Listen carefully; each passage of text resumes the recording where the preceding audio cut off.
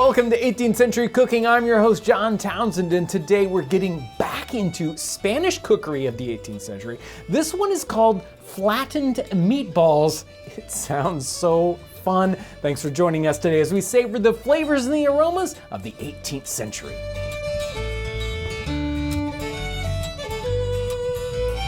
I just came back from St. Augustine, Florida, an amazing place to visit with hundreds of years of Spanish tradition down in that area of the country. And that certainly affects what happens in all the rest of North America during the 18th century that we study so much. I visited Castillo San Marcos and the whole historic district there, the amazing Spanish Military Hospital Museum. There's so much to cover. But as soon as I came back, I was so excited to dig into Spanish cookery of the time period and see how that connects up with all the other different kind of cookery that we talk about here on the channel. So when I think about Spanish cookery, this is my current go-to cookbook. Vicky Hayward goes through Juan Altamira's cookbook from 1745. She gives us an interpretation of that and then works through the recipes in a modern sense. So it's definitely a cookbook that just anybody can pick up and dig into, not the typical 18th century cookbook that we normally use. So she's got this split up into wonderful sections, just like the original author did. And there's a section on travelers and feeding travelers. And I picked out this recipe because it was nice and simple, something like they would have been able to do in St. Augustine for just regular folks. This isn't super fancy cooking at a very expensive house, but just normal everyday cookery. This recipe is called flattened meatballs. It says, hash lean meat as for meatballs, throw in a little cured ham, and for every half a pound of hash, add 4 eggs, a few grated breadcrumbs, sugar and cinnamon, but no spice. Now that's interesting, at least for us in modern America. Make meatballs, put the skillet on the fire with some good lard in it, make it very hot for frying, flatten your meatballs with a spatula, pick them up, put them in the skillet, fry them well on one side, then on the other side, put them on plates, serve them with sugar and cinnamon on top to unexpected guests. So, unexpected guests, what this is fast food. You don't have anything in the house ready to serve up to somebody who's just shown up at your doorstep. So you're gonna make these little flattened meatballs. Sounds like a lot of fun, and I certainly don't normally put cinnamon on my meatballs, so we're gonna try that out. This ought to be great, and who knows, it's sort of like the ancestor to a slider. I don't know, this is gonna be fun. Let's put these flattened meatballs together, and I've got about a pound of ground beef.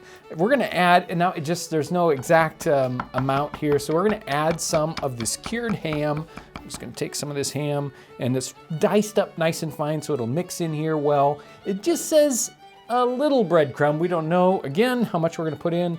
I'm just gonna put in that much.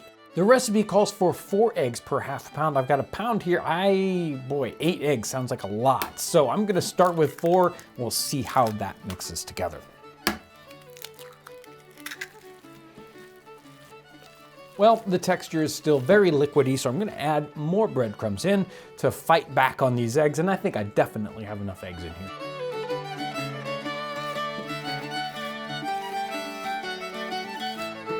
The consistency looks really good. I have enough breadcrumbs that this really started to feel about right. So we're gonna form these up into our meatballs, a little bit bigger than a chicken's egg. I've got the lard in the pan. Now the meatballs go in.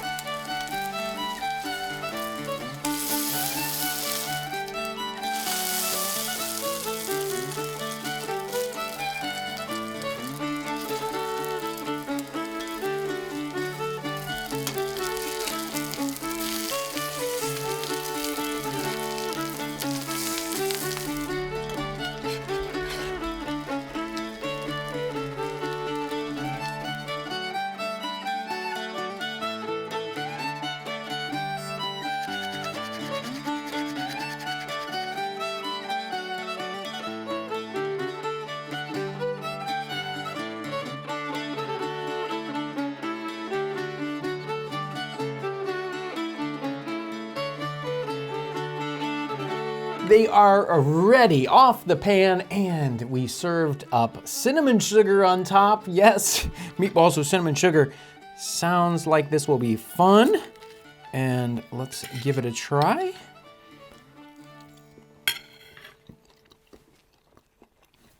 Wow, it's got a great texture. A lot of eggs in there. And so it isn't like a, a dry hamburgery kind of flavor, but actually very moist, great texture. And it's very interesting with the cinnamon sugar on top. And I mean interesting in a good way. In fact, only one thing would make this better. I can't do it. So only one thing would make these better. Just a little nutmeg. But, we were looking at these as we were doing the video, and we said, you know what? This would look slightly better as possibly a little slider. You probably recognize this. Now, is this the ancestor to our modern day slider? I have no idea, but let's find out if it works as one.